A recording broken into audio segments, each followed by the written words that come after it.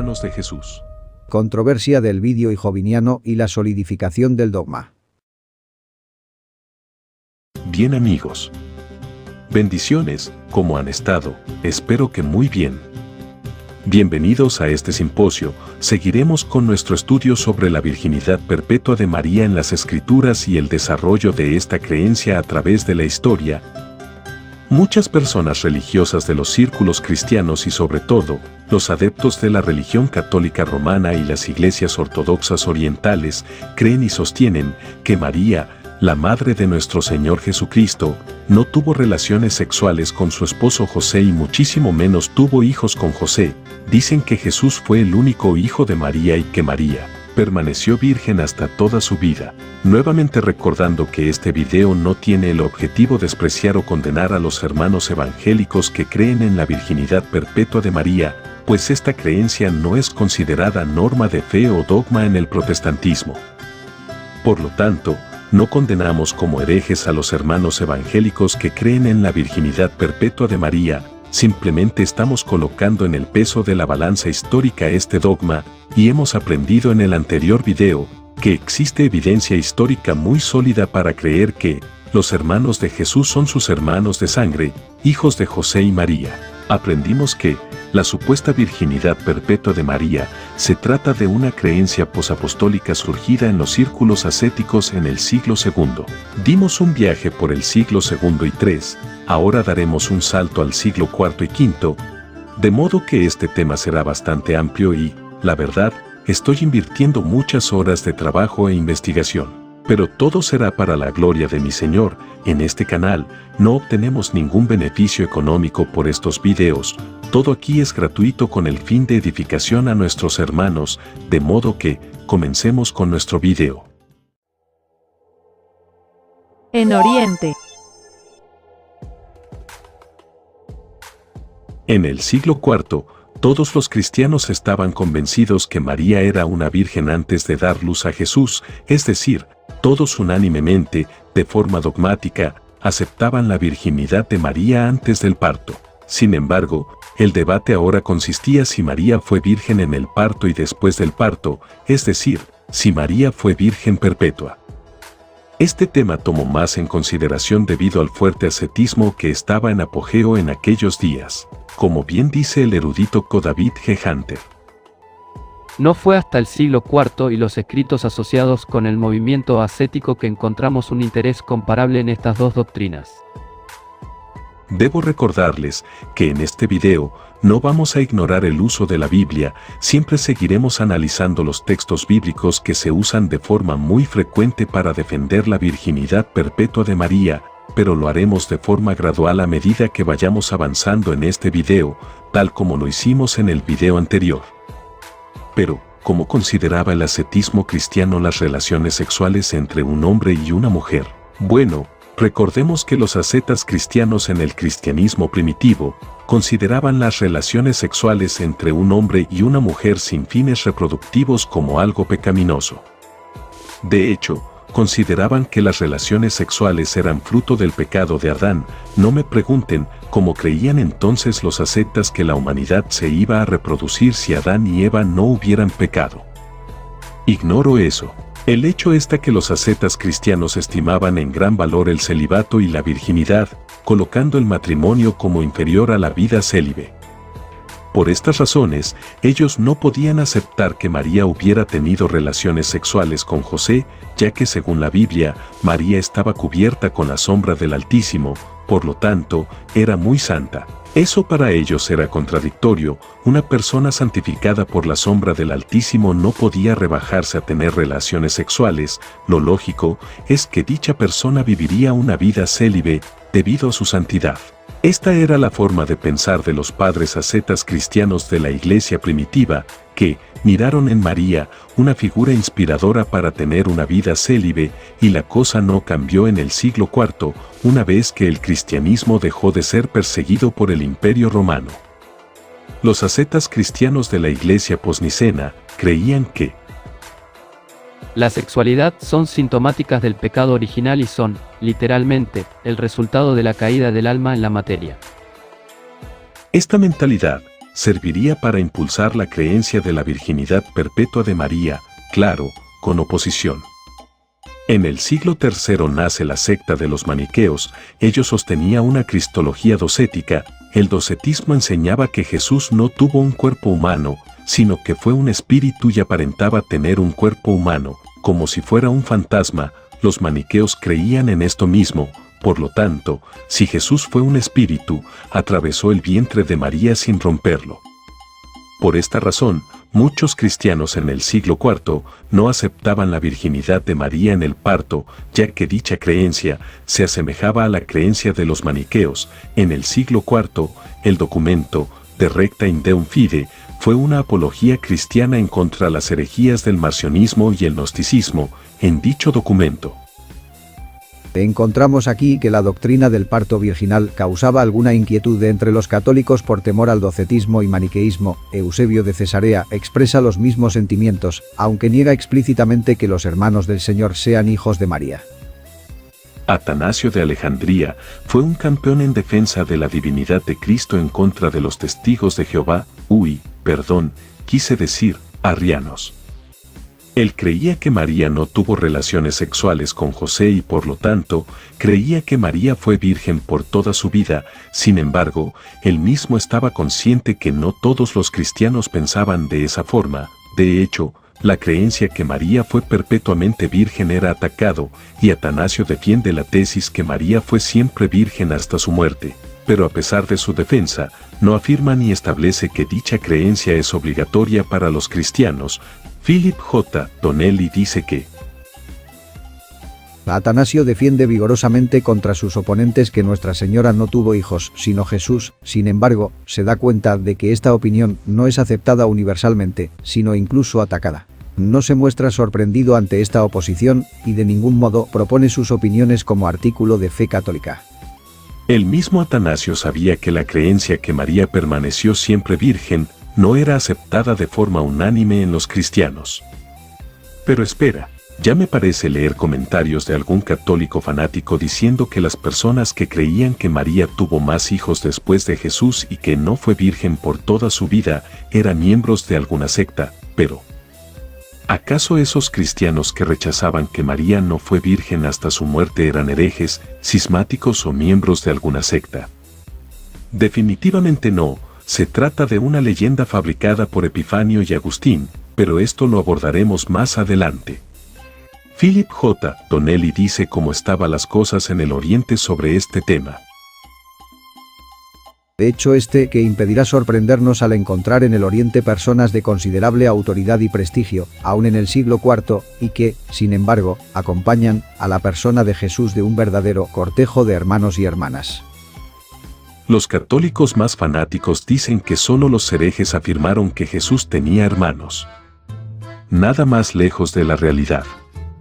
En Oriente, personas de considerable autoridad y prestigio creían que Jesús tuvo verdaderos hermanos y hermanas de sangre, y Atanasio lo sabía muy bien. El ascetismo sigue creciendo, y con ello, la aceptación de la virginidad de María hasta su muerte va teniendo más adeptos, pero no por eso, la oposición desaparece.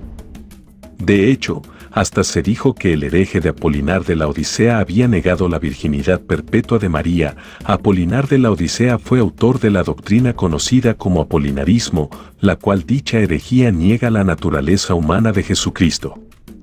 Epifanio no se creyó esos rumores.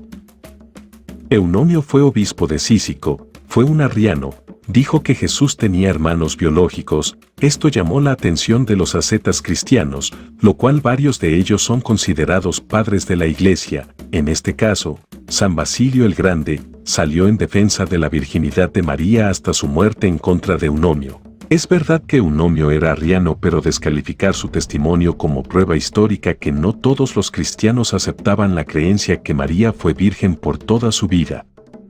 Sería bastante deshonesto, pues muchos arrianos sostenían que María permaneció siempre virgen. San Basilio el Grande no lo descalificó por ser arriano, de hecho, ni siquiera dio a entender que la creencia de la virginidad de María hasta su muerte era obligatorio para todos los cristianos.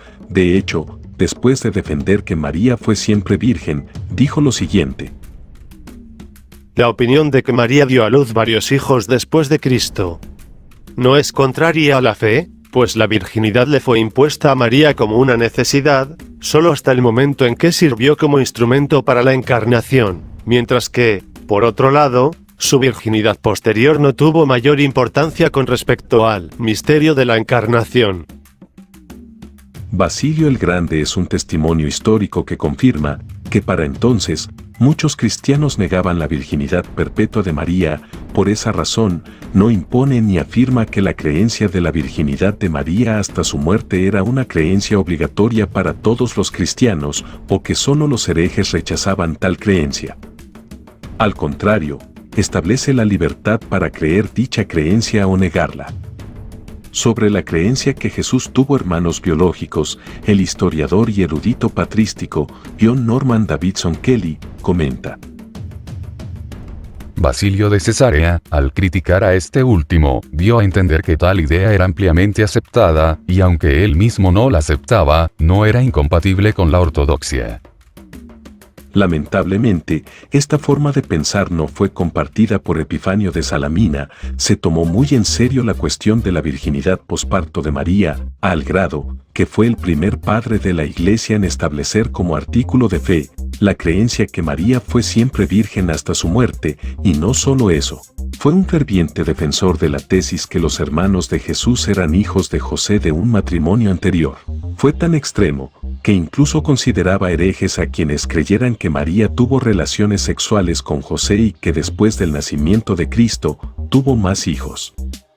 Por eso, decidió acuñarles un apodo a estas personas, les llamó antidicomarianos. Realmente no hay evidencia sólida para creer que los antidicomarianos era un grupo cismático y religioso, aislado de la Iglesia cristiana. Todo parece indicar que solo se trata de un apodo o sobrenombre para dirigirse a los opositores de la virginidad posparto de María aun estando ellos en comunión con la Iglesia, solo eso.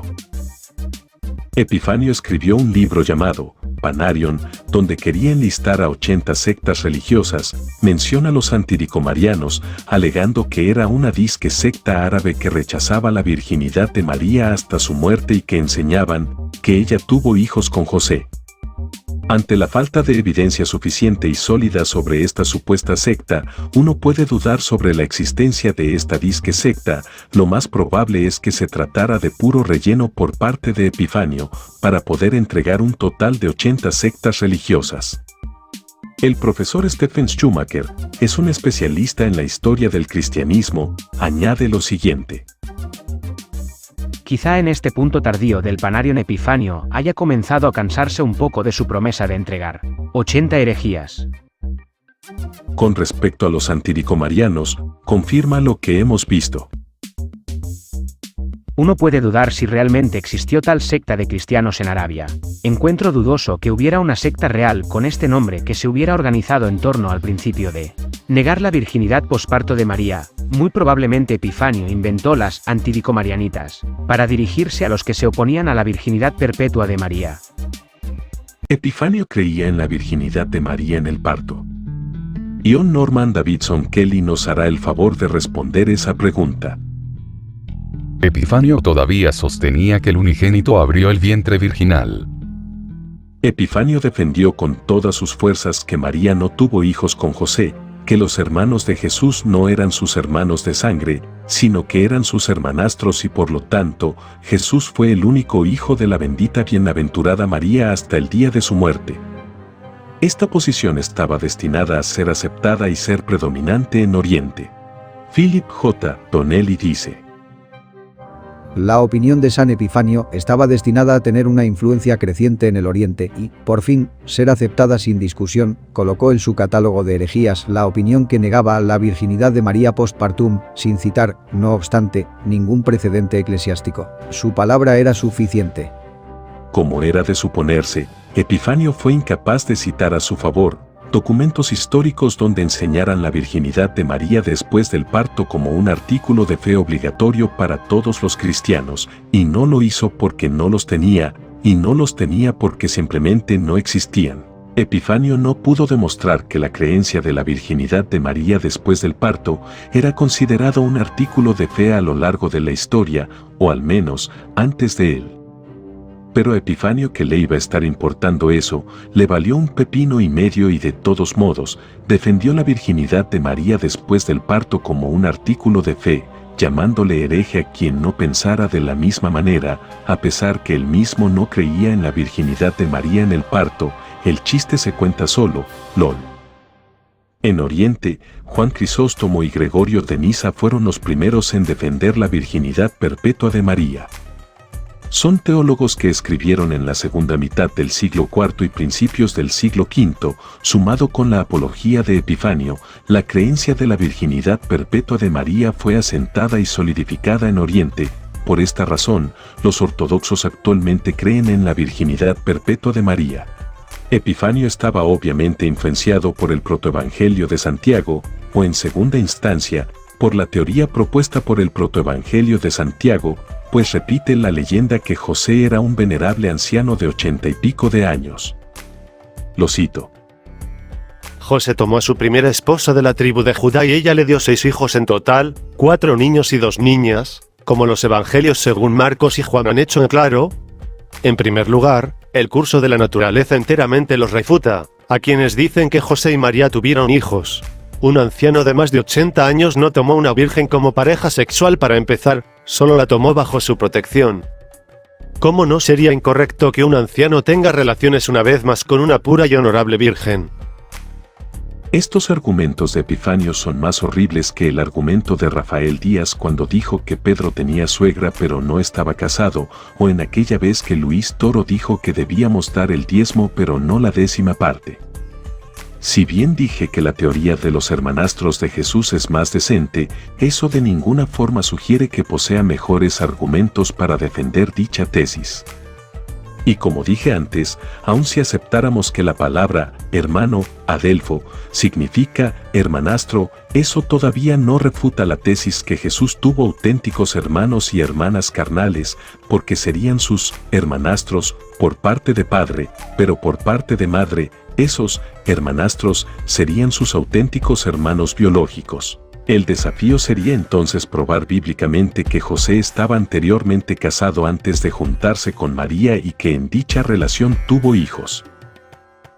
Epifanio logró demostrar eso. Nada, cero. Para hacer más peor la cosa, Epifanio hasta creía que entre José y María no hubo un matrimonio real, ya que José solo fue un protector de María. Claro, de ser cierto que José y María se casaron, sería inaudito que no consumaran el matrimonio. El problema es que, de ser cierto esto, los hijos de José no serían hermanos legales de Jesús y por lo tanto, ni siquiera serían hermanastros de Jesús. O sí, la teoría de Epifanio es toda un desastre. Es más que obvio que Epifanio está contradiciendo el Nuevo Testamento al sostener que María y José nunca fueron esposos, sino que ella fue simplemente encomendada a él. La virginidad de ella nunca se consumió porque su pareja ya era anciana e impotente, y los hermanos de Jesús simplemente eran los hijos naturales de José antes de ser el guardián de María. Aparte de ser antibíblica esta creencia por razones que vimos en el anterior video, todavía carece de fundamento histórico fiable. No negaría que Epifanio conocía las Escrituras, aunque diría que sus puntos de vista incorrectos sobre María son el resultado de una exégesis y una tradición deficientes que se han impuesto en el texto bíblico, en lugar de dejar que el texto hable por sí mismo. Pero vamos, ¿saben ustedes cómo Epifanio interpretó la frase, no la conocía? Bueno, les digo desde antes que sentirán vergüenza ajena por Epifanio, lo cito. Y él no la conocía. ¿Por qué? ¿Cómo podía saber que una mujer recibiría tanta gracia? ¿O cómo podría saber que la Virgen sería tan altamente glorificada? Sabía que ella era una mujer por su apariencia, y su feminidad por su sexo, y sabía que su madre era Ana y su padre Joaquín, que estaba relacionada con Isabel, que era de la casa y linaje de David. Pero él no sabía que nadie en la tierra, especialmente una mujer, sería honrado con tal gloria. Él no la conoció, entonces, hasta que vio la maravilla. Él no supo cuán maravillosa era ella hasta que vio lo que nació de ella. Pero cuando ella dio a luz, él también supo el honor que Dios le había hecho, porque fue a ella a quien se le había dicho: «Salve, tú que eres muy favorecida, el Señor está contigo». Oh sí. Amigo, esto es en serio. Qué forma tan interesante de interpretar las palabras del Evangelio de Mateo. Literalmente Epifanio dijo una tontería. ¿Qué apologista católico de hoy en día interpreta Mateo 1:25 de esta forma? Pocos, y son unos despistados.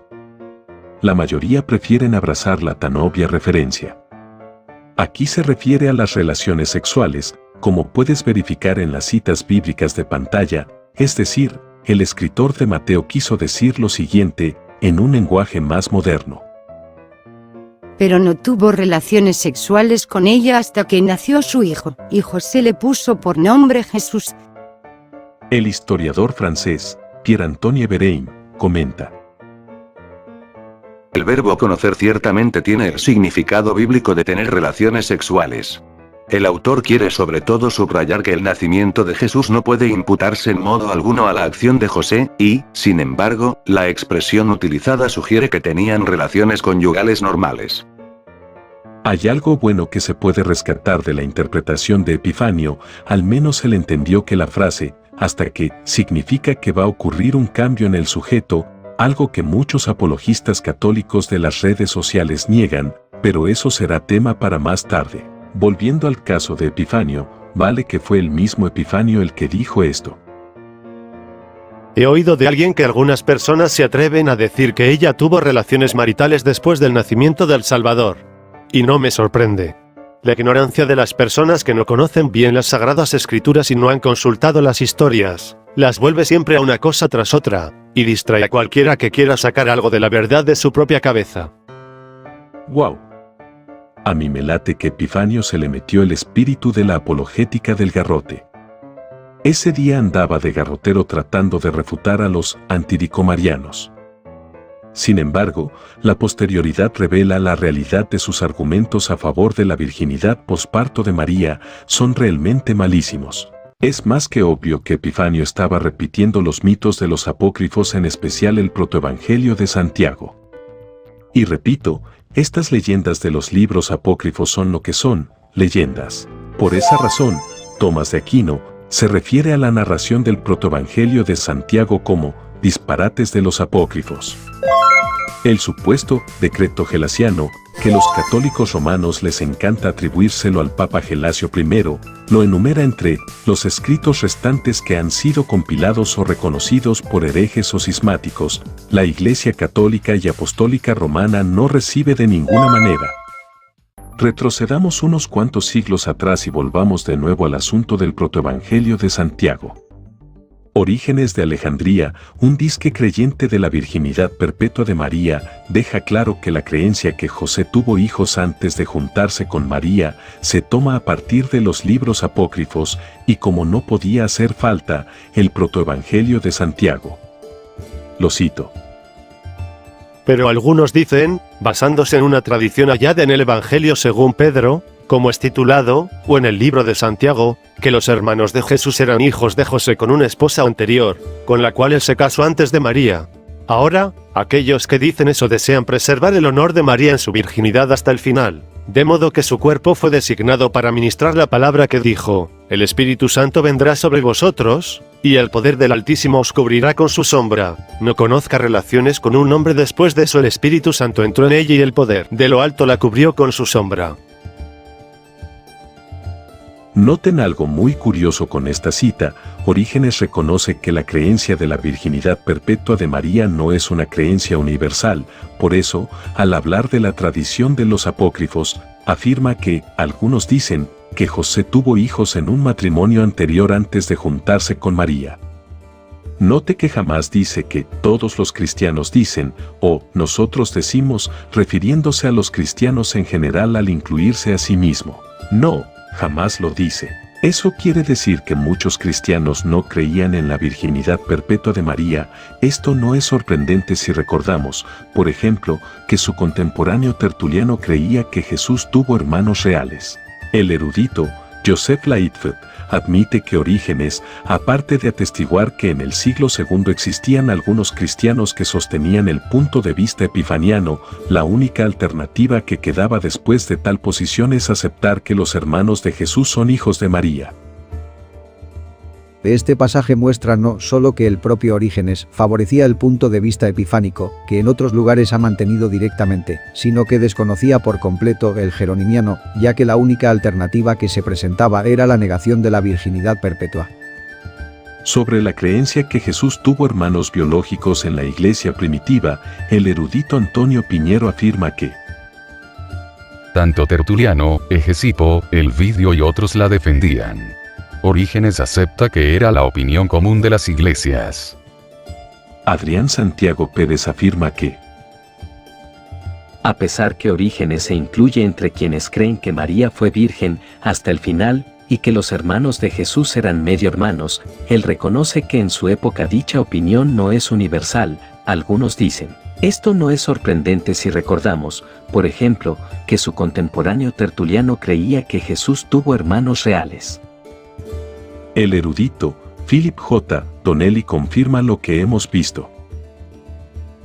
El contraste entre la actitud tajante de Clemente y las subsiguientes vacilaciones de Orígenes demuestra, y lo corrobora así Clemente, que los católicos de Egipto creían que la cuestión de la virginidad en el parto era cuestión discutible y que no se había aún resuelto definitivamente.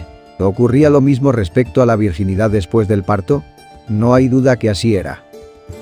El erudito Raymond de Brown afirma. Orígenes, que suscribe la explicación, que los hermanos de Jesús son hijos de José de un matrimonio anterior, no parece considerar la antigua.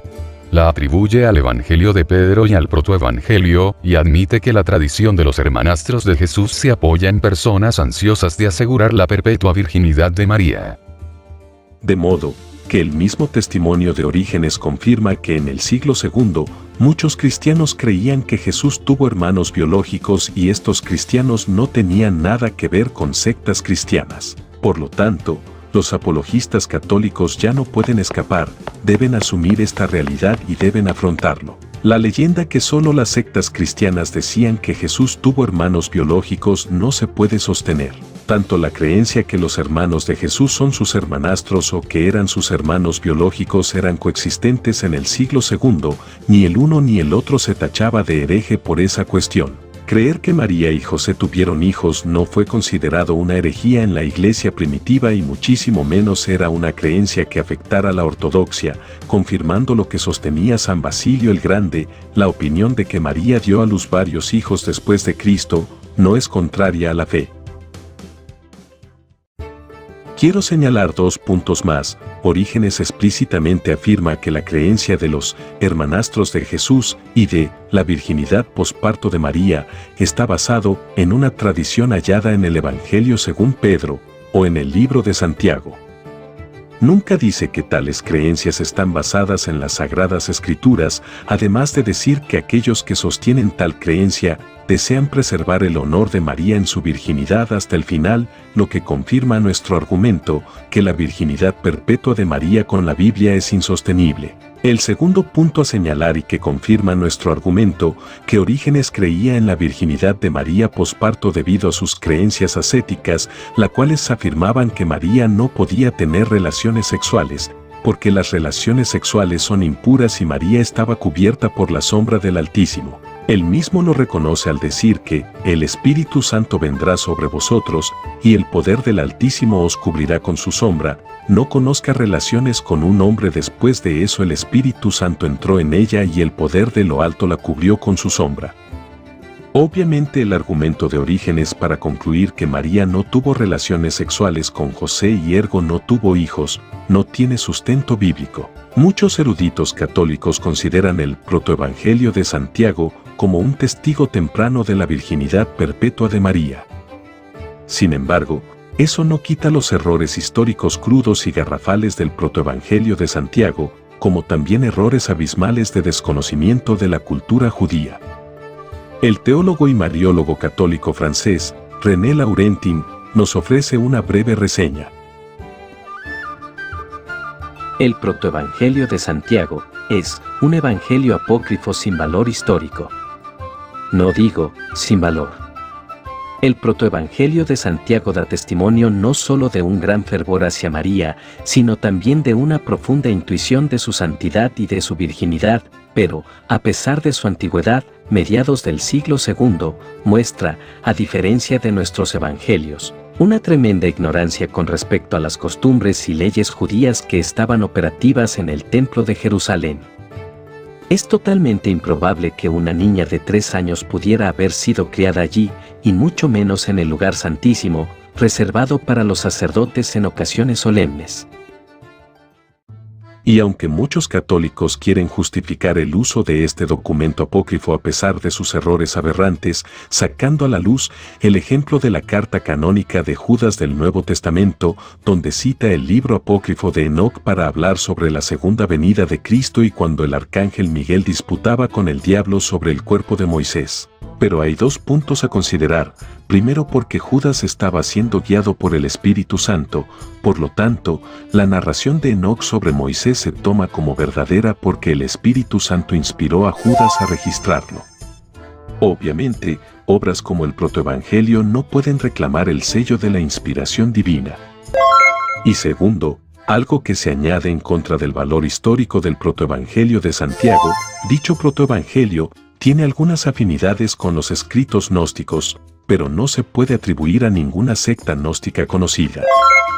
El erudito David G. Hunter afirma que el protoevangelio de Santiago refleja el ambiente radicalmente ascético, posiblemente encratista, lo cual explicaría el por qué Jesús atravesó la matriz de María sin romperlo, porque los gnósticos creían que Jesús no era completamente humano, sino un espíritu. Esto también ayudaría a explicar por qué afirma que los hermanos de Jesús son hijos de José de un matrimonio anterior y no hijos de María, dando luz verde a la creencia de la virginidad perpetua de María, pues debemos recordar que los gnósticos y engratistas condenaban el mundo material adquiriendo una vida asceta donde rechazaban las relaciones sexuales. Por lo tanto, el protoevangelio de Santiago, al tener esta afinidad ascética gnóstica y engratista, empujaría a la creencia que María, al ser cubierta por la sombra del Altísimo, debía mantenerse alejada del mundo material y sus placeres, incluidas las relaciones sexuales. El protoevangelio de Santiago tiene similitud o coincidencia ascética de por medio, lo cual le resta bastante valor histórico.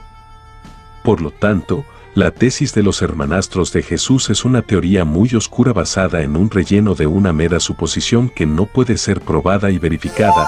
Por ello, el hecho de que aparezca por primera vez en el protoevangelio de Santiago no le da mucha credibilidad. Por eso, la gran mayoría de los exegetas actuales miran con escepticismo la teoría epifaniana. A pesar de los esfuerzos de Epifanio y de los influyentes escritos de Juan Crisóstomo, no lograron erradicar del todo la existencia de cristianos que rechazaban la virginidad posparto de María o su virginidad perpetua. Todavía había muchos cristianos que creían que Jesús tuvo verdaderos hermanos carnales y para el principio del siglo V, muchos cristianos ortodoxos lo sostenían. El último testimonio que nos ofrece información sobre oponentes a la virginidad perpetua de María es por parte de San Nilo. San Nilo fue un discípulo y defensor ferviente de San Juan Crisóstomo. Estuvo al frente de su monasterio mucho tiempo y difundió en sus escritos la doctrina ascética. Juan Crisóstomo y su influencia fue muy importante para propagar la idea de la virginidad perpetua de María. Sin embargo, como he dicho, eso de ninguna forma significó que los cristianos ortodoxos que rechazaban la virginidad perpetua de María habían desaparecido. El doctor Philip J. Donnelly nos explica unos datos muy interesantes. Ponga atención lo que dice después de abordar el asunto de Juan Crisóstomo. Nos autoriza todo ello a afirmar que la virginidad perpetua de Nuestra Señora fue aceptada universalmente en esta época en Oriente. Todo nos impulsa a preguntarlo, pues, hacia el final de esta época, San Nilo escribió contra algunos sujetos que sostenían la doctrina contraria. Le expone su posición en 3 cartas dirigidas a un personaje de la Iglesia llamado Cirilo, probablemente Cirilo de Alejandría, increpa enérgicamente a sus adversarios y toma prestados argumentos de Epifanio, pero no imita al Panarión de este, llamándoles herejes. San Nilo marca el final de una era, ya que no tenemos conocimiento de un solo obispo que en aquel momento se opusiera a la perpetua virginidad de María. Oigan, aprovechando que tengo la atención de ustedes, quiero compartirles algo. Por ahí andan diciendo algunos defensores de la virginidad perpetua de María, que la bendita María tenía claro que nunca tendría relaciones sexuales y para disque probarlo, ellos presentan la anunciación, es decir, el momento cuando el ángel Gabriel le dice a María que dará luz al Hijo de Dios, a Jesús el Mesías. Ella responde: ¿Cómo será esto, puesto que no conozco varón? Según muchos católicos, María hace esta pregunta porque está sorprendida que le digan que va a quedar embarazada, porque supuestamente ella había dado voto de virginidad, y para quedar embarazada, primero y lo más lógico, ella tiene que tener relaciones sexuales con un hombre. Por esa razón hace la pregunta, porque le parece sorprendente y extraño que le digan que va a quedar embarazada cuando ella tenía en mente ser virgen perpetua por un supuesto voto de castidad, que sepa Dios de dónde los católicos sacaron esta idea. Allá me acordé, ¿será que esta gente está repitiendo los mitos de los apócrifos? Dios sabe. El hecho está que según ellos, la Virgen hace la pregunta al ángel porque ella no tenía en mente tener sexo con algún hombre. Realmente estas personas deben estar sumamente desesperadas por darle suficiente sustento bíblico a la supuesta virginidad de María. Pero tan desesperados, que tienen que distorsionar las palabras de la bendita Virgen para concluir cosas que ella no dijo. María se sorprende cuando el ángel le dice que dará luz a Jesús, no porque ella en su mente tenía la idea que sería virgen perpetua, ella lo hace porque reconoce que en ese momento no se había acostado con un hombre como para quedar embarazada, es lo más lógico. Los autores del Nuevo Testamento no tenían interés en dar detalles sobre la vida conyugal de María y José después del nacimiento de Cristo. Hablar de las relaciones sexuales de María con José después del nacimiento de Cristo no es algo que realmente les importe a los autores de los Evangelios del Nuevo Testamento y muchísimo menos narrar un hecho donde, dizque, la bendita Virgen confirma que no tenía deseos de tener relaciones sexuales con un hombre. Mateo hace una referencia que José tuvo sexo con María hasta que María dio luz a Jesús. Este punto ya lo abordaremos, pero esta afirmación no hace de pasada, no hace pausa para dar detalles sobre la intimidad sexual de José y María y cómo después, fruto de esa unión, fueron naciendo más hijos. A los autores de los evangelios es algo que no les interesa. Por eso me parece muy ridículo que se quiera usar dicha cita de Lucas 1:34 para supuestamente demostrar que María sabía que sería siempre virgen, como si Lucas le importara dejarle claro al lector que María siempre sería virgen hasta su muerte. El reconocido erudito católico Raymond Brown confirma este punto de vista cuando hace la siguiente observación. Algunos cristianos que la aceptan pueden reaccionar negativamente ante la dudosa metodología de suponer sin pruebas que Lucas conoció la virginidad perpetua de María. No hay indicio alguno de que algún autor del Nuevo Testamento tuviera interés en las relaciones conyugales de María después del nacimiento de Jesús. Semejante interés lleva el sello de un cristianismo posterior y no puede ser invocado convincentemente para interpretar un versículo crucial de la escena de la Anunciación. Los católicos dicen que María debía permanecer virgen por toda su vida porque esa sería la señal que Jesús era el Mesías y para ello, mal citan este texto bíblico. Por tanto, el Señor mismo os dará señal. He aquí que la Virgen concebirá, y dará a luz un hijo, y llamará su nombre Emmanuel. Pero eso sería forzar demasiado la profecía de Isaías y ergo no es determinante para probar que María fue una virgen perpetua. Primero porque la cita dice que una virgen daría a luz, esa es la señal. No dice que después de dar luz la virgen, esa misma virgen debía ser una virgen perpetua. María al estar embarazada sin tener signos de haber tenido relaciones sexuales con un hombre, ahí estaba la señal de la que hablaba Isaías, pues esa virgen embarazada, intacta, pura e inmaculada de cualquier relación sexual, tanto físicamente como moralmente, daría luz al Mesías. Segundo, el texto no sugiere que la señal de la joven virgen debía ser permanente después de dar luz al Mesías.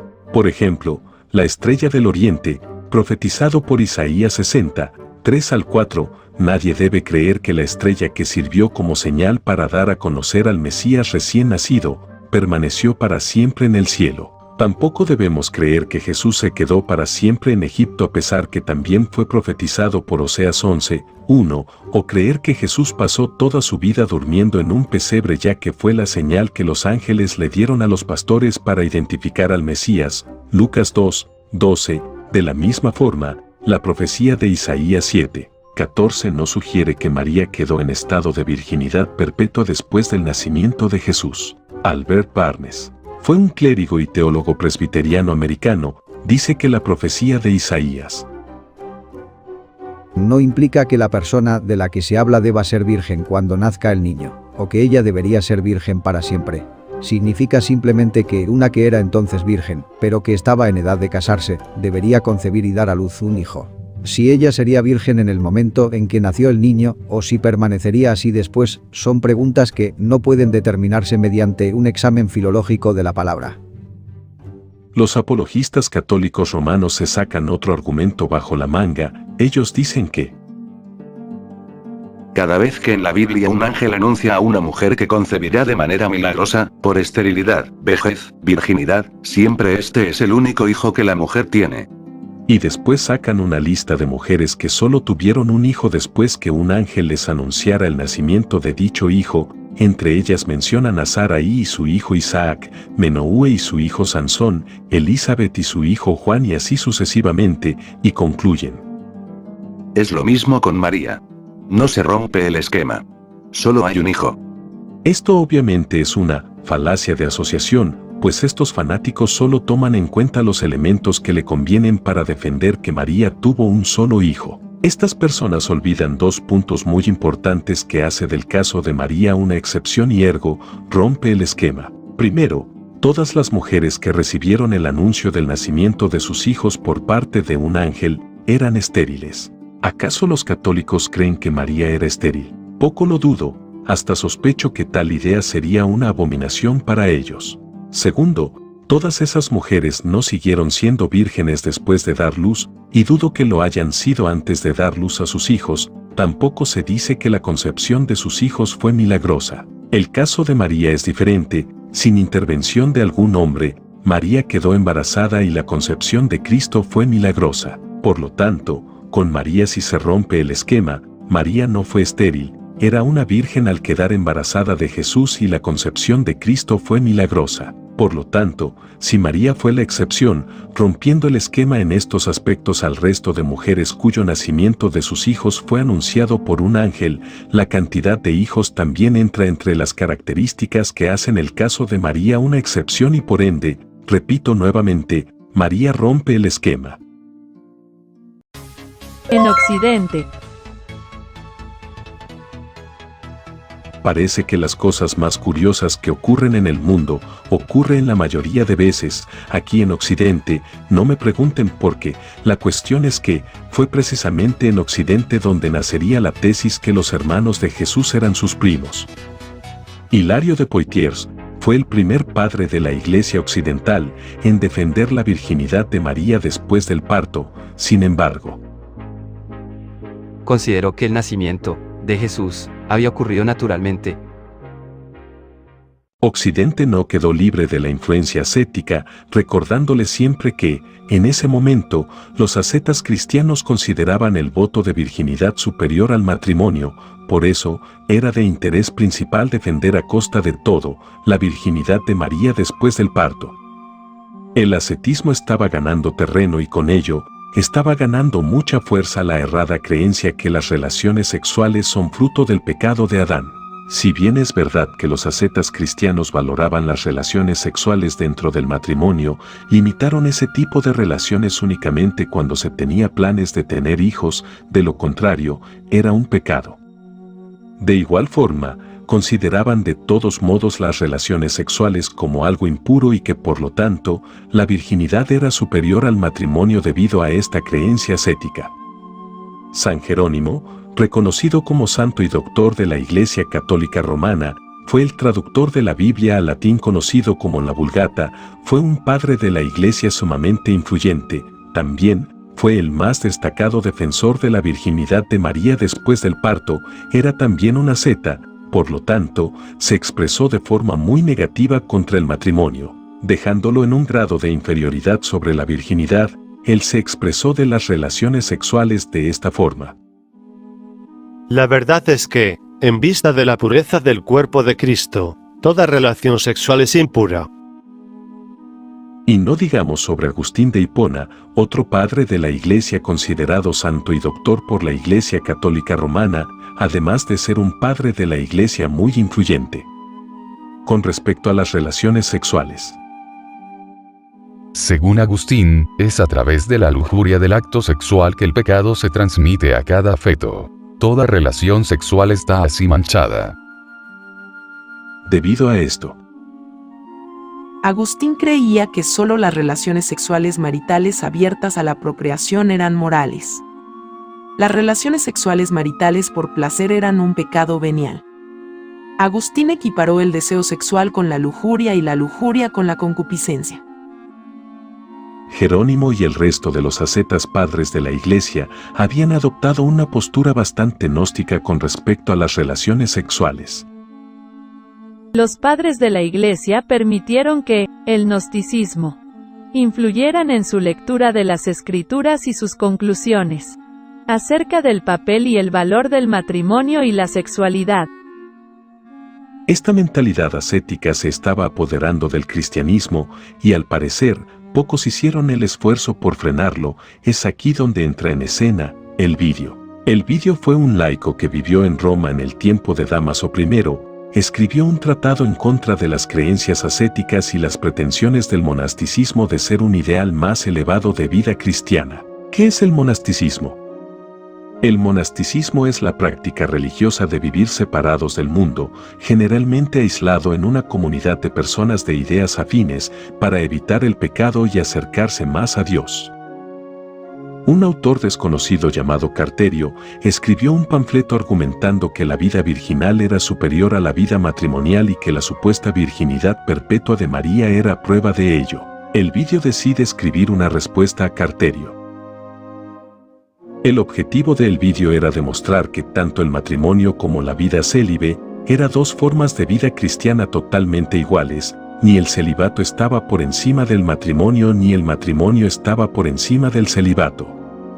El Ovidio quería demostrarles a los ascetas que su punto de vista sobre el matrimonio era incorrecto, y para probarlo, escribió un tratado y puso sobre la mesa un argumento bastante poderoso que, de ser verdadero, era suficiente para tirarles por el suelo todo el ideal ascético predominante en el cristianismo. Y fue argumentar que María tuvo un matrimonio normal con su esposo José, y que después del nacimiento de Jesús, María tuvo más hijos con José y estos son los hermanos y hermanas de Jesús que se mencionan en la Biblia. En palabras cortas, el Ovidio sostuvo que María y José tuvieron relaciones sexuales después del nacimiento de Jesús, y como fruto de ese amor, tuvieron hijos, por lo tanto, Jesús tenía hermanos de sangre. Si fuese verdad lo que estaba diciendo el Ovidio, sin dudas era un argumento potente contra el ascetismo y el monasticismo. Básicamente toda la doctrina ascética se vendría abajo de picada. Pues, María fue cubierta por la sombra del Altísimo, y si María tuvo relaciones sexuales con su esposo José en un matrimonio normal, eso significa que el matrimonio es santo, puro y de ninguna manera inferior al voto de castidad.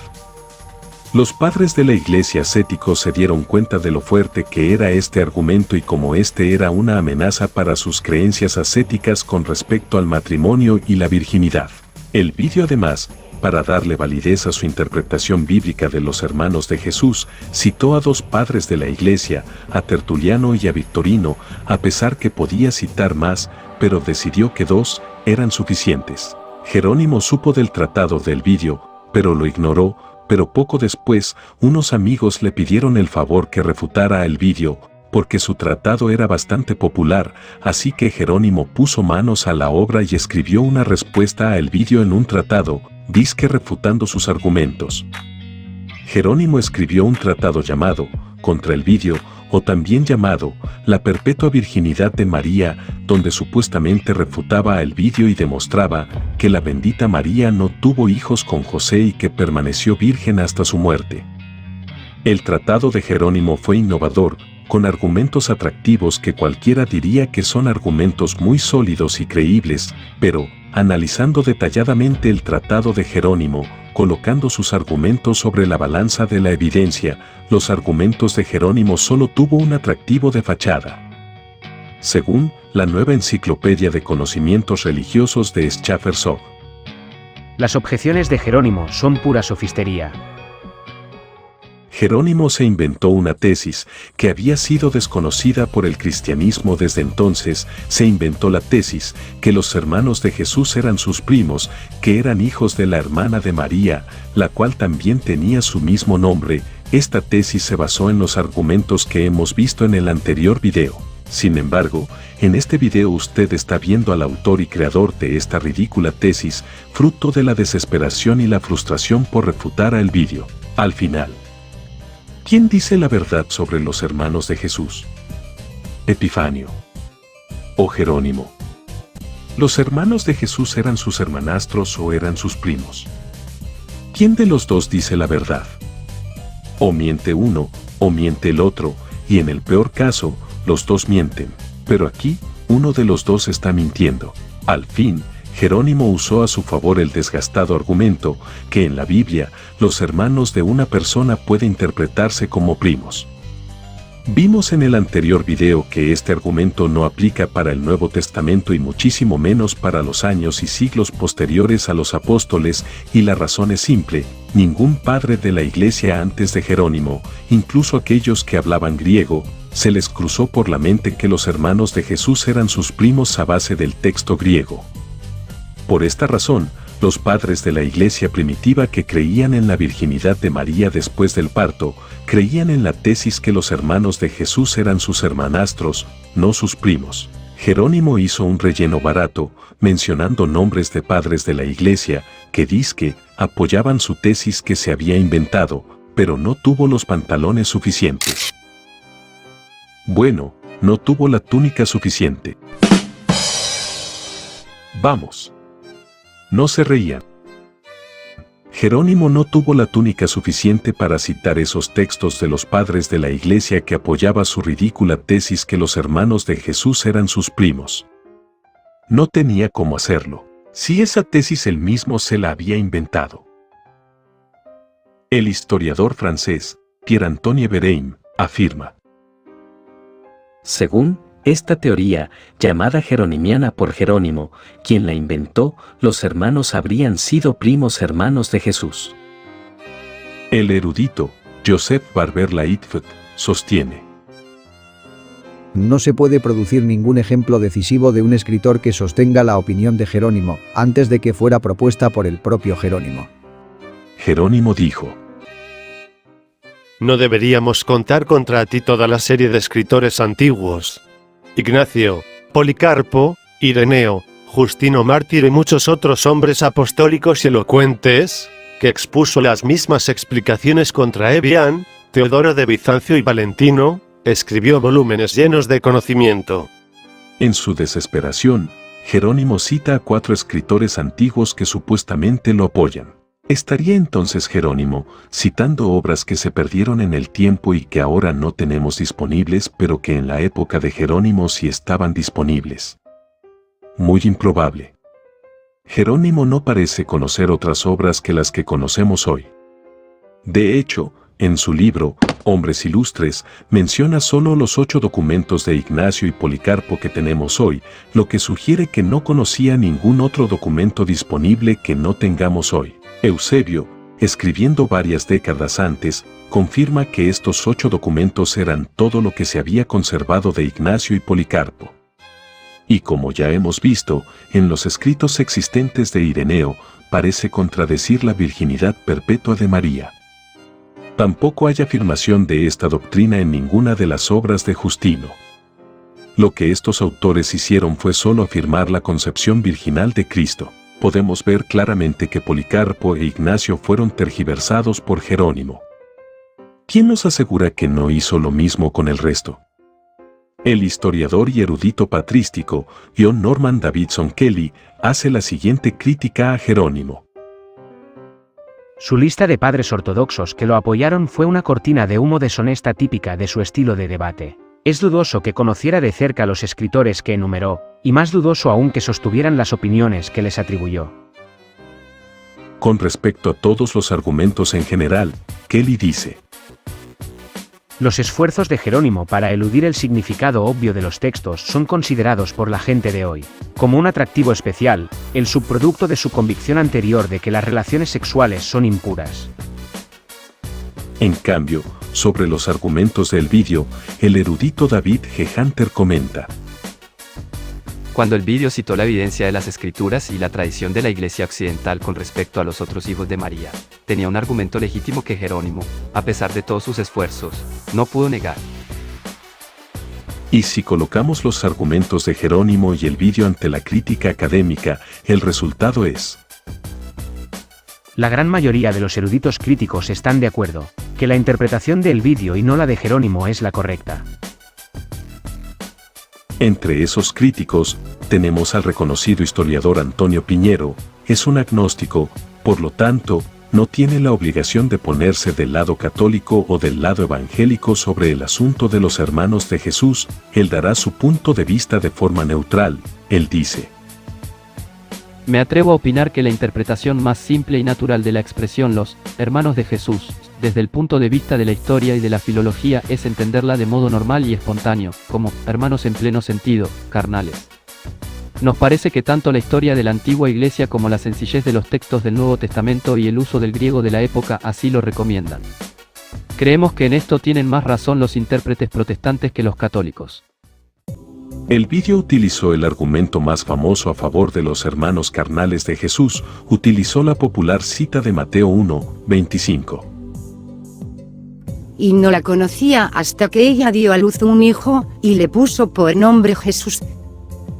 Cuando el Evangelio según Mateo utiliza la palabra conocía, se refiere a las relaciones sexuales, como puedes verificar en las citas bíblicas de pantalla, Génesis capítulo 4 versículo 1 y 17, capítulo 19 versículo 5, es decir, el escritor de Mateo quiso decir lo siguiente, en un lenguaje más moderno.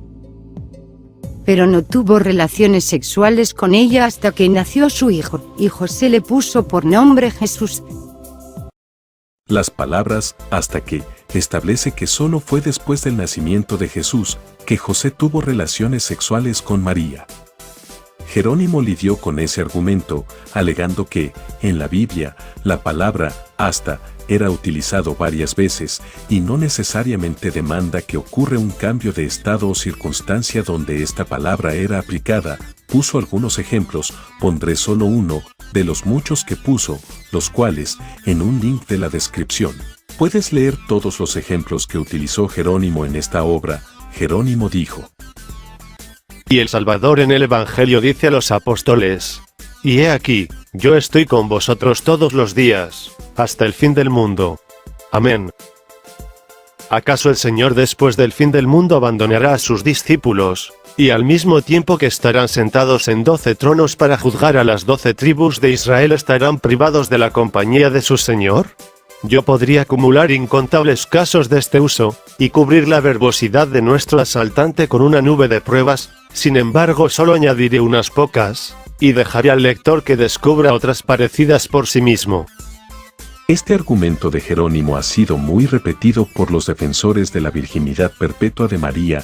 Como podemos ver en pantalla, la página catholic.net presenta un artículo donde se utiliza este mismo argumento. Sin embargo, es plausible decir que esta cita bíblica quiere dar a entender que José y María tuvieron relaciones sexuales después del nacimiento de Jesús. ¿Y si lo dejáramos en el campo de la posibilidad? Es mucho más alta la posibilidad que este texto bíblico se refiere que José y María tuvieron relaciones sexuales después del nacimiento de Jesús, en comparación con la posibilidad que esta cita bíblica no necesariamente debe entenderse como una referencia que José y María tuvieron relaciones sexuales después del nacimiento de Cristo. Veamos. Está claro que esta cita bíblica se refiere a las relaciones sexuales, eso no está en debate. Los defensores de la virginidad perpetua de María se encuentran en una situación para nada envidiable ante lo que se puede concluir a leguas de esta cita bíblica, que tiene todo el potencial de empujar a los lectores a la posición del vídeo y no a la de Jerónimo. Jerónimo ignora, como también lo hicieron muchos de sus lectores, que las palabras griegas de donde se traduce hasta que es eosou, y todas las veces que se utiliza esta construcción griega en el Nuevo Testamento, en todas da a entender que hubo un cambio de estado o circunstancia. Volvamos de nuevo a la pizarra, analicemos solo 2 textos. Y enojado, su señor lo entregó a los carceleros para que lo torturaran hasta que pagara todo lo que debía. En el pasaje se implica que después de que pagara todo lo que debía lo dejarían de torturar. Veamos el segundo ejemplo. Es como la levadura que una mujer tomó y mezcló con una gran cantidad de harina hasta que fermentó toda la masa. Una vez fermentada la masa, la mujer no utilizaría más levadura. Ahora veamos la famosa cita de Mateo 1:25. Y no la conocía hasta que ella dio a luz un hijo, y le puso por nombre Jesús. Vaya, vaya, ¿qué tenemos aquí? ¿Acaso usted cree que esto es pura casualidad? No lo creo. Todos los pasajes bíblicos del Nuevo Testamento que usa la estructura hasta que eosou indican un cambio de estado o circunstancia. El comentario bíblico Mundo Hispano señala este punto. Sin embargo, la expresión hasta que se usa en Mateo 1:25, en griego una conjunción acompañada por un adverbio, se encuentra 19 veces en el Nuevo Testamento y siempre indica o implica claramente un cambio en la condición después de un punto de tiempo. Si todos los textos bíblicos del Nuevo Testamento donde usan las palabras eosou hasta que señalan un cambio de condición, estado o circunstancia, ¿por qué el caso de María y José tendría que ser diferente?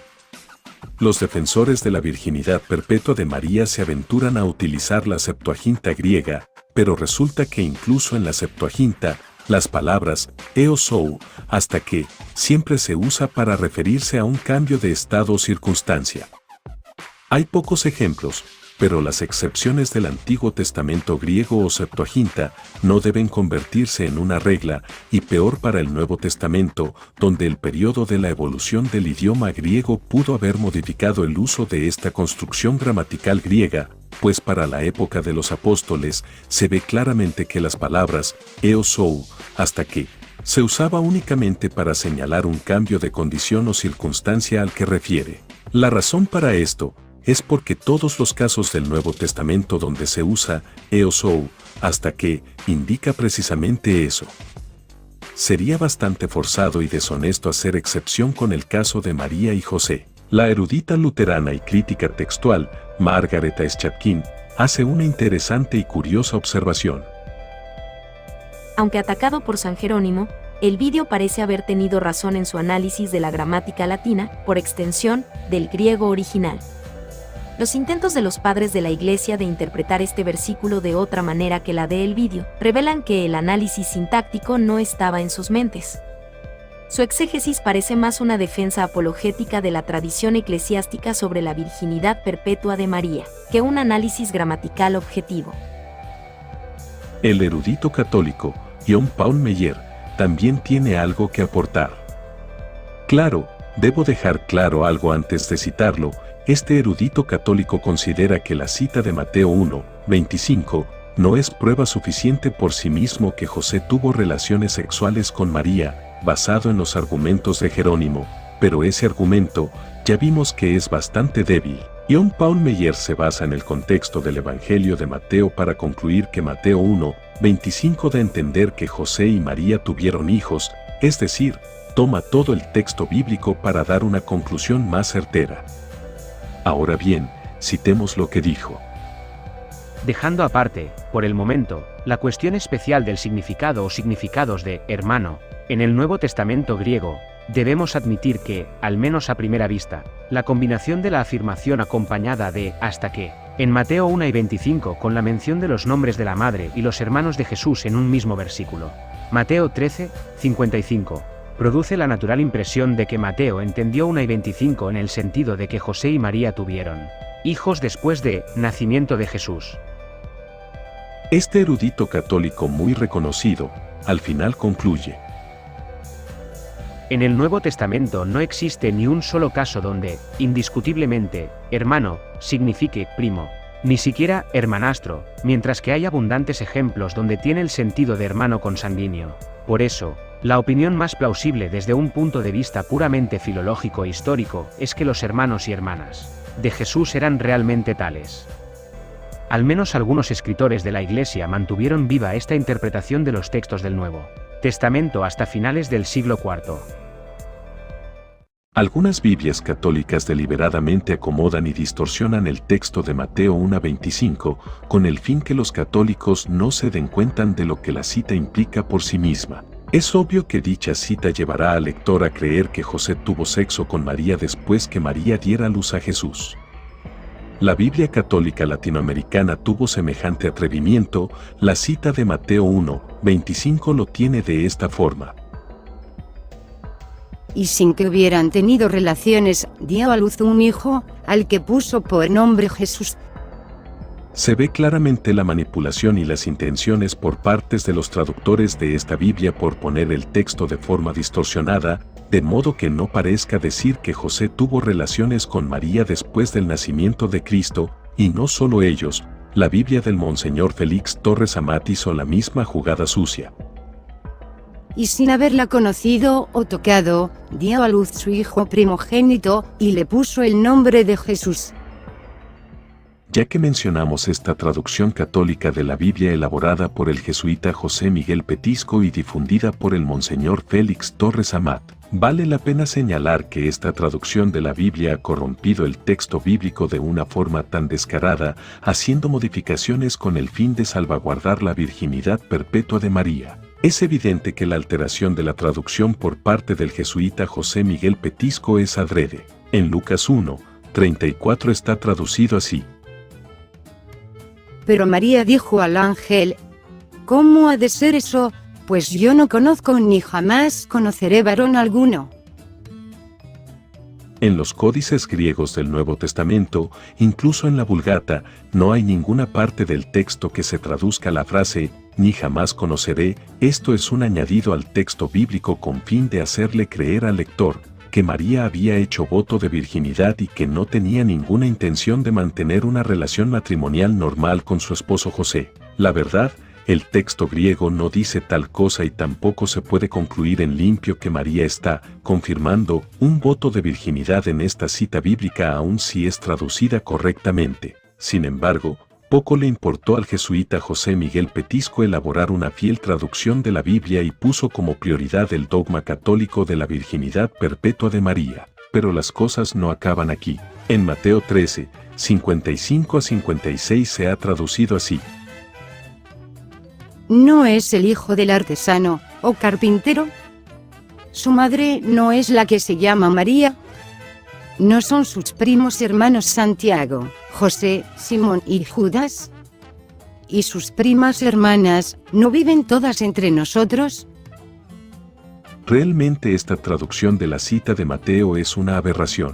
El texto griego de los códices del Evangelio de Mateo no dice que los hermanos de Jesús sean sus primos hermanos. Esta alteración tan descarada del texto bíblico obedece a intenciones dogmáticas de por medio. Los mismos eruditos y traductores católicos saben perfectamente que un lector imparcial que lea los evangelios llegará a la conclusión que los hermanos de Jesús son hijos de José y María. Por eso, ellos alteran el texto bíblico, haciéndole creer a los lectores que los hermanos de Jesús no tienen nada que ver con María. Hechos 1:14 lo traduce así. Todos los cuales, animados de un mismo espíritu, perseveraban juntos en oración con las mujeres piadosas, y con María la Madre de Jesús, y con los hermanos o parientes de este Señor. Gálatas 1:19 fue traducido así.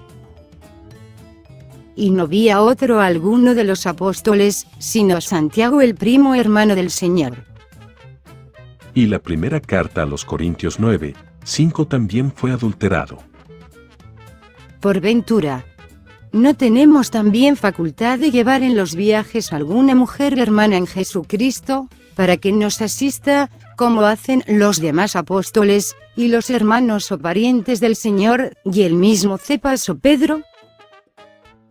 Esto es evidencia que la Biblia por sí misma es capaz de derribar el dogma de la virginidad perpetua de María, precisamente aquellos textos bíblicos que usan los evangélicos para alegar que María tuvo más hijos con José después del nacimiento de Jesús. Si estos textos bíblicos no fueran tan problemáticos, ¿por qué mal traducen los textos de Mateo 1, 25, Mateo 13, 55 a 56 y Lucas 1, 34? Sin dudas, la Biblia Félix Torres Amat debe considerarse una traducción corrupta. Sigamos con el tema de Mateo 1, 25. También la Biblia católica, Biblia de nuestro pueblo, del sacerdote jesuita español Luis Alonso Choquel. Y sin haber mantenido relaciones dio a luz un hijo, al cual llamó Jesús. ¿A qué se debe que estos traductores católicos sean tan deshonestos en acomodar, distorsionar y alterar este texto bíblico? El licenciado y máster en teología Samuel Pérez Millo responde esa pregunta. Las palabras del texto griego, desde la literalidad, no permiten afirmar la virginidad perpetua de María, como algunos pretenden. Buscando una base para sustentar esa idea, se ven obligados a traducir el texto como, y sin conocerla, dio a luz a un hijo. La construcción gramatical en el griego no permite verter la cláusula de ese modo.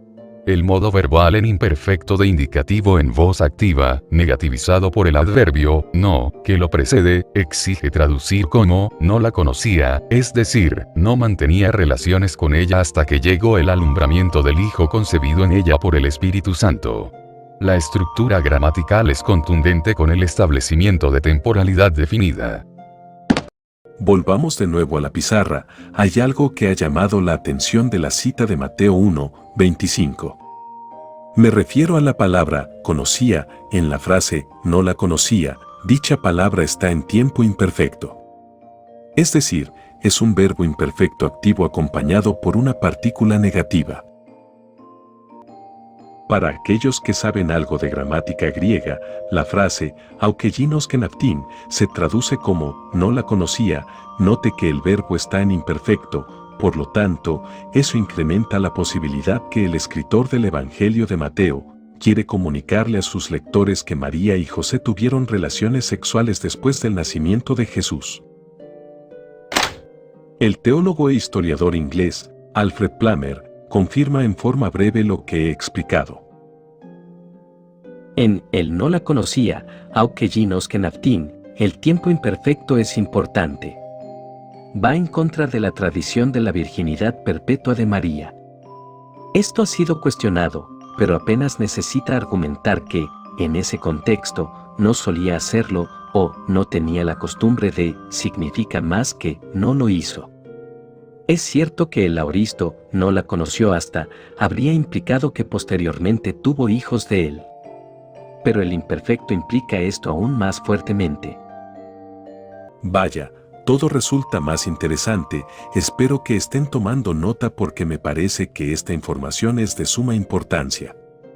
Una nota, la Biblia Reina Valera 1960, el texto de Mateo 1, 25 lo tiene así, no la conoció hasta que dio a luz a su hijo, aunque no traduce el verbo de la misma forma como lo traduce otras Biblias, mantiene la misma idea. Pero de preferencia me gusta más la traducción de la Biblia BTX4, la cual dice, pero no la conocía hasta que dio a luz un hijo. Por eso, aconsejo a mis hermanos a comprar una Biblia de crítica textual. Además, quiero señalar un punto curioso. Si fuese verdad la tesis que la cita de Mateo 1:25 no necesariamente debe interpretarse que José y María tuvieron relaciones sexuales después del nacimiento de Cristo, entonces, ¿cuál era el mensaje que nos quería transmitir el autor del Evangelio de Mateo con esta cita? Hasta el momento, los mismos defensores de la virginidad perpetua de María no tienen una idea concreta, pues el Evangelio de Mateo deja más que claro al lector que María era una virgen al estar embarazada por Jesús por obra del Espíritu Santo. También le deja más que claro al lector que José no había tocado a María cuando quedó embarazada, lo cual decepciona a José y quiso dejarla en secreto, pues piensa que María le puso los cuernos.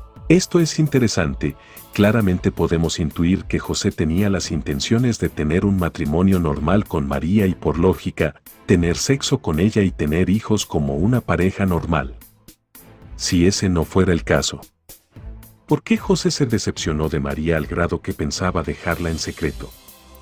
Es obvio que José desconocía por completo un supuesto voto de castidad de María, pues, de haberlo sabido, no hubiera tomado una conducta de repudio a María. Eso hubiera sido muy extraño si era de su conocimiento que María sería siempre una virgen perpetua. De hecho, según la Biblia, María estaba desposada, lo que refuerza la idea que José esperaba casarse con María, tener sexo con ella y engendrar hijos como cualquier matrimonio normal.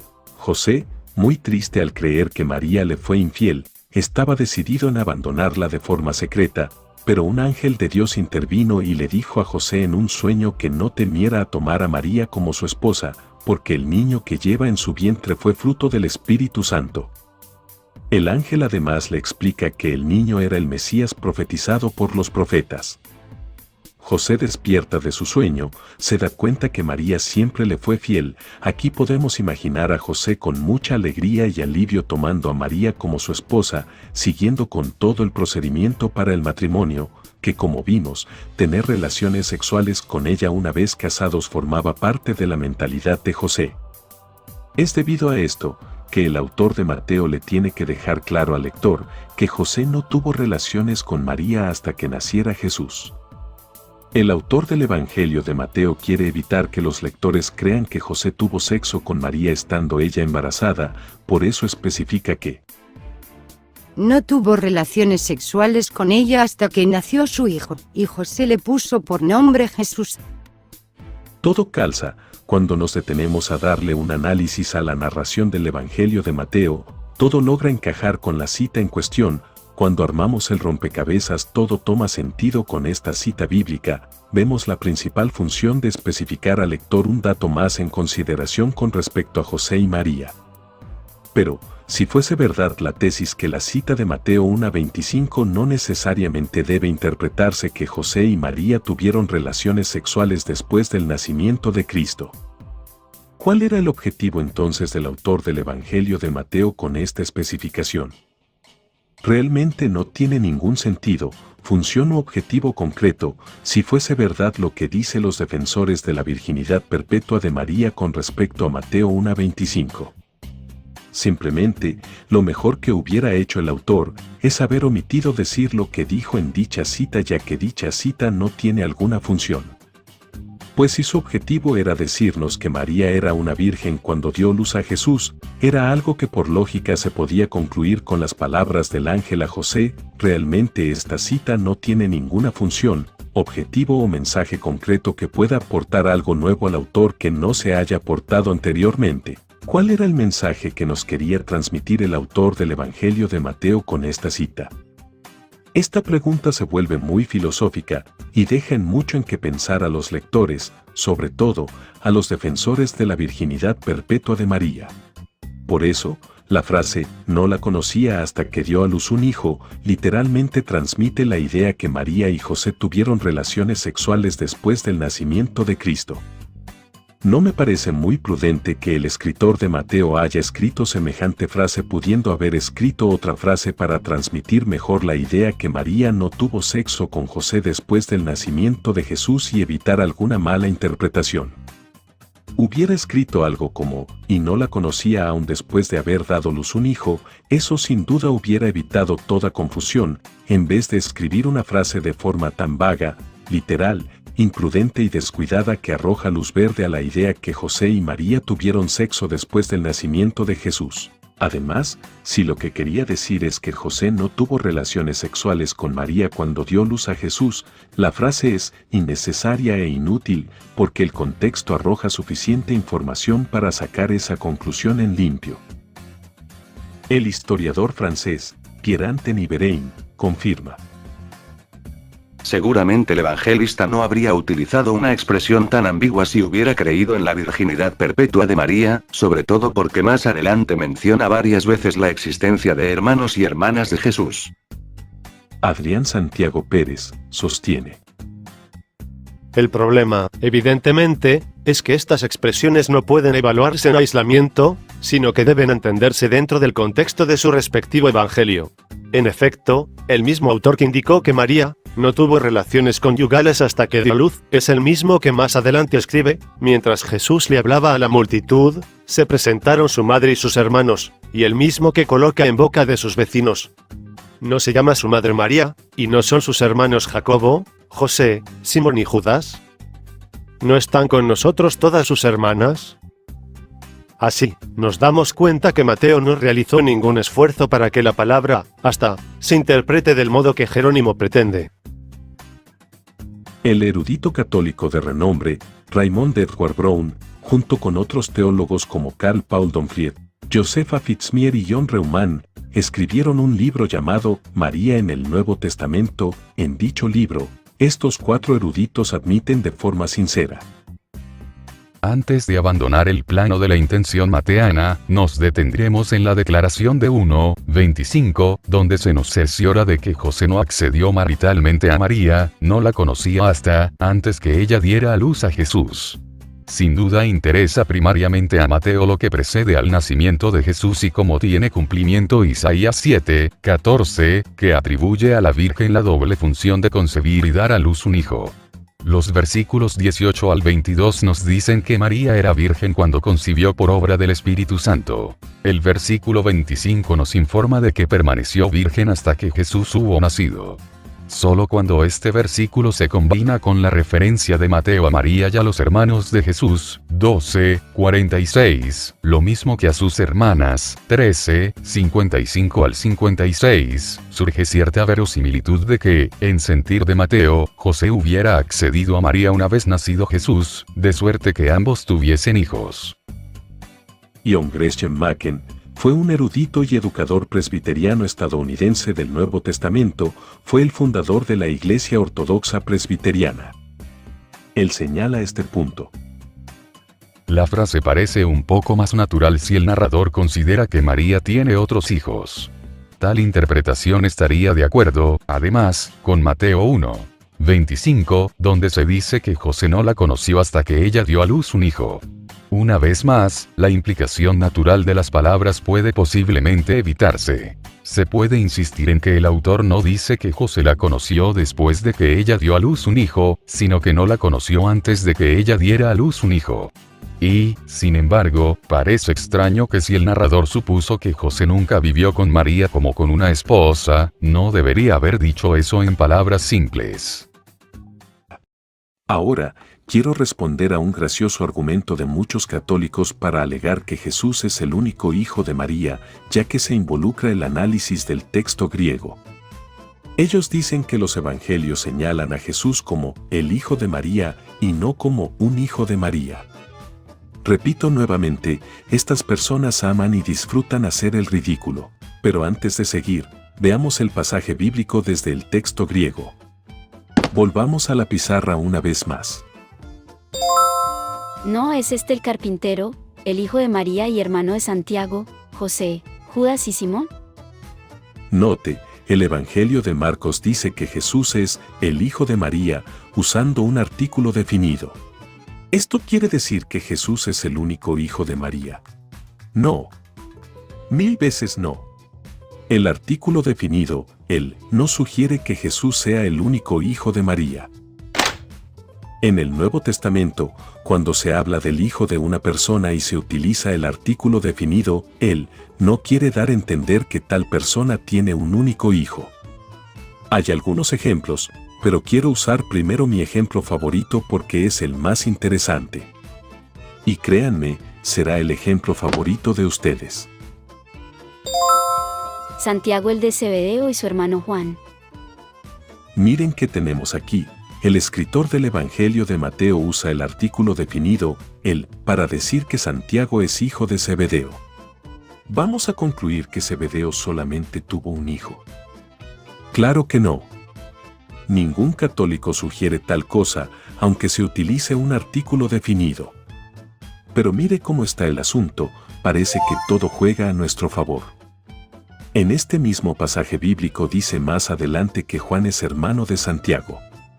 Por favor, no debe confundir este Santiago con el hermano de Jesús.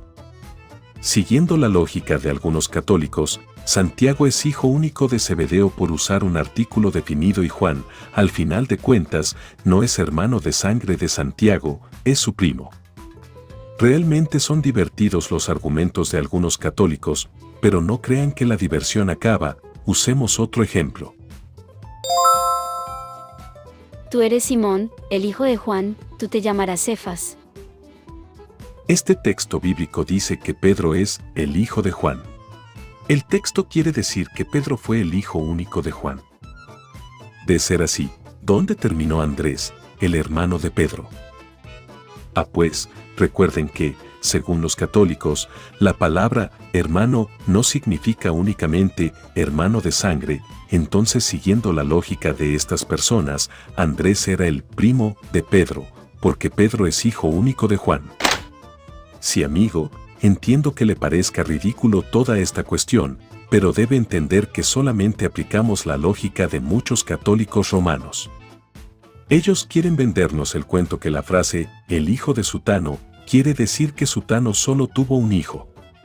Entonces eso significa que Santiago el menor fue hijo único de Zebedeo y Juan era su primo, o que Pedro fue hijo único de Juan y Andrés era el primo de Pedro. No, la verdad no. Pedro y Andrés eran verdaderos hermanos, al igual que Juan y Santiago el menor. Punto. Hasta los mismos católicos lo reconocen, pero si el objetivo es defender una determinada creencia preconcebida, estas personas son capaces de convertir a los hermanos de Pedro y Santiago en primos. Que nadie se sorprenda si hacen eso, recordemos que estos tipos son capaces de hacer cualquier cosa con tal de defender la virginidad perpetua de María. Bien dice el poeta inglés Alexander Pope, el que dice una mentira no se da cuenta del trabajo que emprende, pues tiene que inventar otras 1000 para sostener la primera.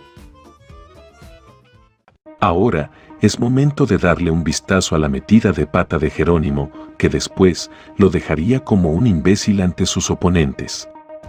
Jerónimo respondió a otro argumento del vídeo. El vídeo dijo que la Biblia señala a Jesús como el hijo primogénito, citando el siguiente pasaje.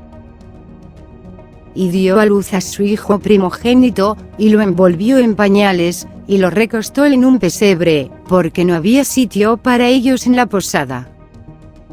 El argumento del vídeo es sencillo pero fuerte, si fuese verdad que María no tuvo más hijos después de Jesús. ¿Por qué le llama la Biblia entonces a Jesús como hijo primogénito, en vez de hijo único? Es lógica simple, si Jesús es el hijo primogénito, eso significa que tuvo hermanos menores para poder presumir su primogenitura, porque aparte de ser el mayor, es el primero en nacer. No hubiese tenido sentido llamarle primogénito al hijo único de una mujer. Jerónimo respondió a este argumento diciendo que, cuando la Biblia le llama primogénito al hijo de una mujer, se refiere que su hijo fue el que abrió su matriz. Sí, amigos, Jerónimo rechazó la virginidad de María en el parto. La palabra de Dios define al primogénito como todo lo que abriere la matriz. ¿No deberían creer consistentemente que Dios no fue nacido de la Virgen por parto natural? Ya que de acuerdo a ellos hay más deshonor en una virgen dando a luz a Dios por los órganos de generación, que en una virgen unida a su propio esposo después de haber dado a luz. Añada, si usted gusta, el vídeo, las otras humillaciones de la naturaleza, la matriz creciendo durante 9 meses, los vómitos, el parto, la sangre, los pañales. Imagínese al infante en las membranas envolventes. El erudito patrístico John Norman Davidson Kelly afirma: un punto que a menudo se pasa por alto es que, mientras defendía ferozmente la virginidad de María en su concepción y después del nacimiento de Jesús, Jerónimo aún no estaba listo para apoyar la opinión que pronto sería aceptada en Occidente de que ella había conservado su virginidad en el proceso del parto, es decir, que el acto fue milagroso y no involucró ninguna apertura en su matriz. Me pregunto, los modernos defensores de la virginidad perpetua de María, ¿también creen al igual que Jerónimo que Jesús abrió el vientre de María? Ni leches, ellos han de admitir que Jerónimo se equivocó en este punto. Aján, ¿por qué no hemos de suponer lo mismo con el resto de su tratado?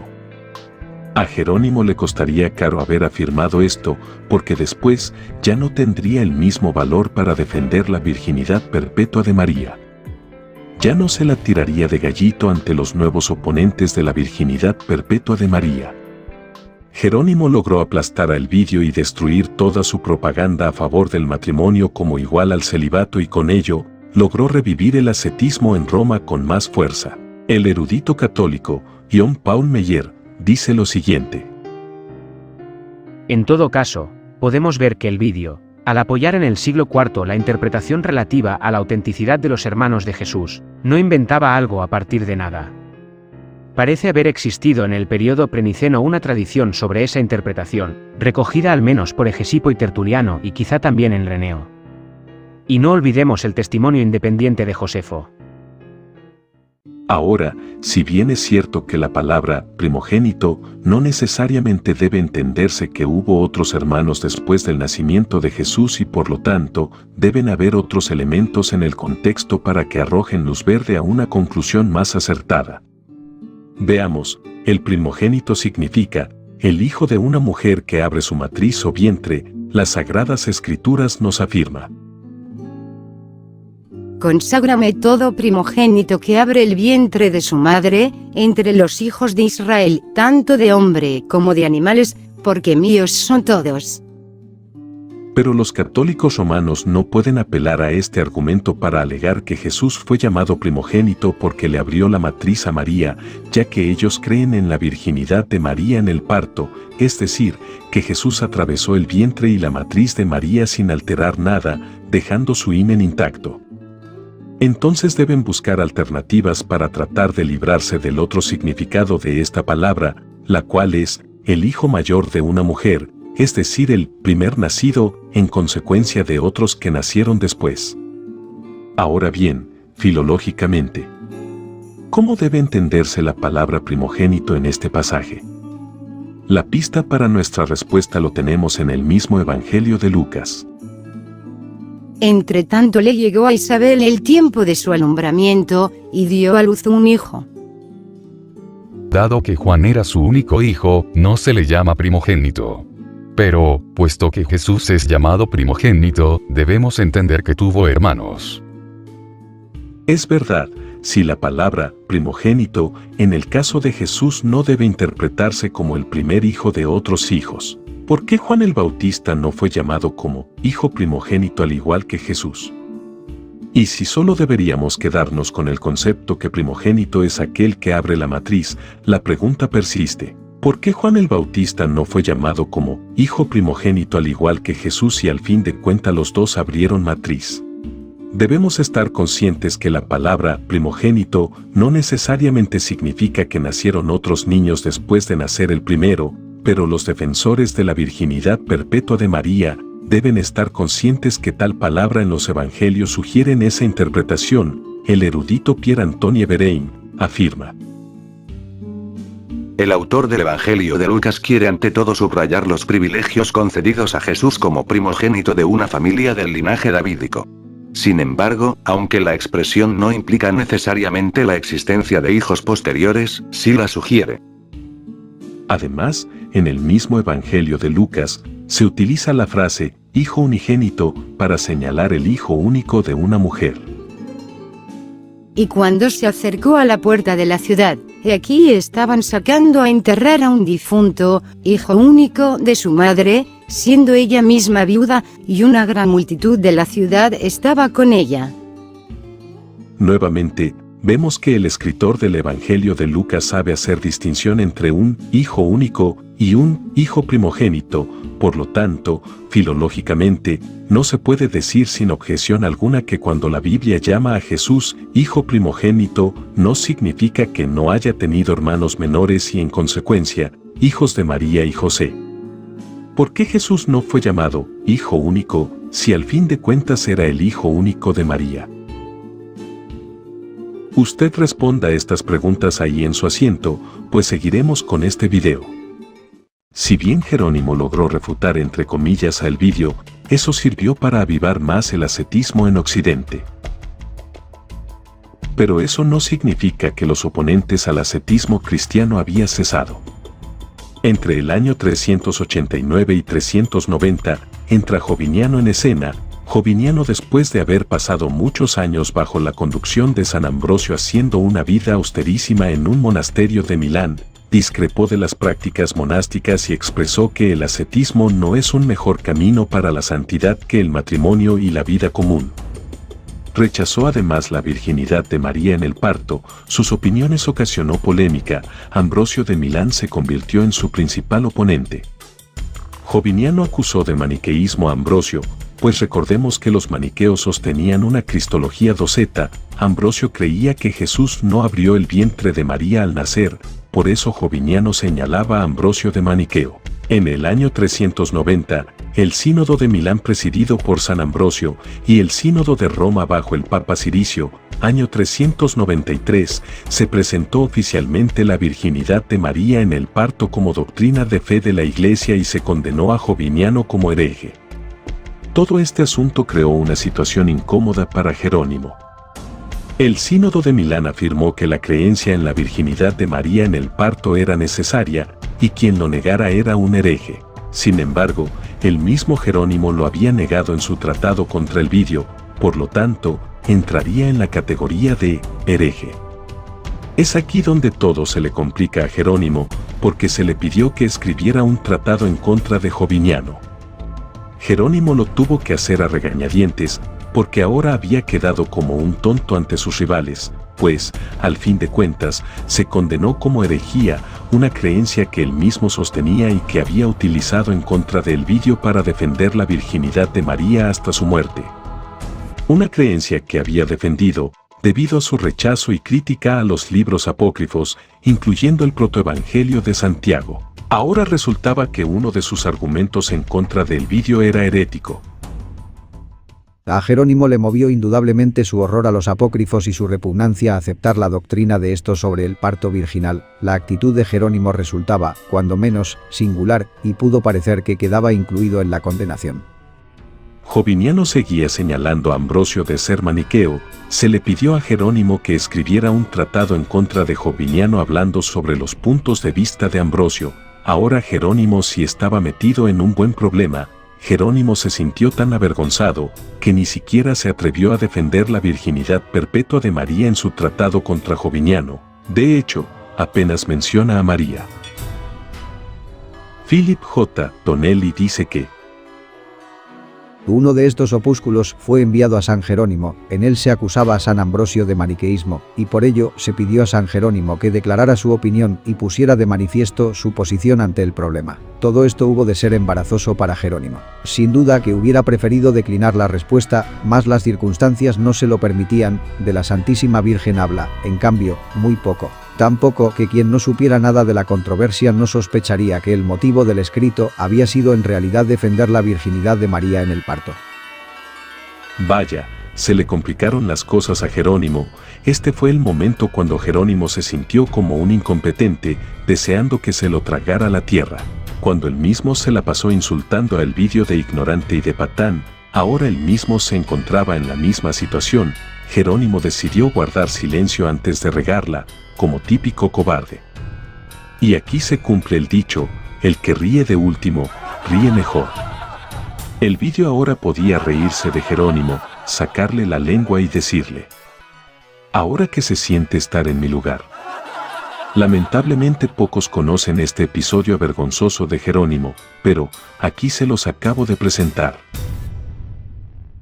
Finalmente, Jerónimo a regañadientes terminó medio aceptando la virginidad de María en el parto. Jerónimo seguía sosteniendo que Jesús abrió el vientre de María, pero que después del nacimiento de este, el vientre de María se volvió a cerrar. Se nota que Jerónimo no está del todo convencido. Él dijo que Cristo, como el primogénito, abrió el vientre de la Virgen. Los herejes se negaron a reconocer el misterio, que estaba prefigurado por la puerta oriental del templo, que se volvió a cerrar cuando el sumo sacerdote la había atravesado. El erudito David G. Hunter nos ofrece su punto de vista sobre Elvidio y Joviniano. Un estudio de la teología mariana antes de la era de Ambrosio y Jerónimo revela que estas doctrinas casi no tienen lugar en la teología occidental antes del siglo IV. Además, donde ocurren, están invariablemente asociadas con tendencias teológicas marginales, sino heréticas. En otras palabras, en el contexto de finales del siglo IV, el Vidio y Joviniano podrían afirmar plausiblemente que son auténticos representantes de la corriente principal de la tradición cristiana. Agustín estaba furioso por las creencias de Joviniano, tanto que apeló al Estado y consiguió que le dieran severos latigazos a Joviniano y que después fuera exiliado. El Vidio y Joviniano no tenían el interés de atacar la vida de María, ellos buscaban principalmente reformar a la iglesia cristiana del ascetismo que se había apoderado de ella. Además, está claro que tanto el Vidio como Joviniano estaban respondiendo a aspectos de la enseñanza ascética que eran teológicamente problemáticos. Este fue esencialmente el punto que trataron el Vidio y Joviniano. Y sobre sus argumentos con respecto a María. Cuando se comparan con las ideas de escritores anteriores, las posiciones del Vidio y Joviniano parecen estar notablemente en consonancia con la tradición cristiana anterior. El historiador francés, Pierre-Antoine Bérain, sostiene: Esta teoría, hermanos biológicos de Jesús, generalmente se llama elvidiana en los círculos académicos, en honor a Elvidio, uno de sus defensores a fines del siglo IV. Aparte del mismo Elvidio, que es una figura bastante oscura, fue apoyada por Hegesipo, Tertuliano, fallecido en 225, y Bonoso, fallecido en 400. Ambrosio se dio cuenta del problema en el que estaba metido Jerónimo. Sin dudas, Jerónimo y Joviniano estaban de acuerdo que Jesús abrió la matriz de María al nacer, y por lo tanto, no hubo una virginidad en el parto de María. Ambrosio no quería meter a Jerónimo en un buen lío, entonces, pues ya sabes, la doble moral de Ambrosio.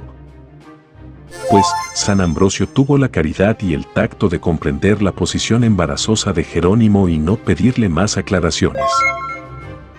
Para finalizar esta sección del video, dejaremos que el erudito católico John Paul Meyer establezca una sentencia sobre este asunto. En suma, el uso del Nuevo Testamento no ofrece suficiente base filológica que permita aceptar la interpretación de primos, propuesta por Jerónimo, ni la de hermanastros, postulada por Epifanio.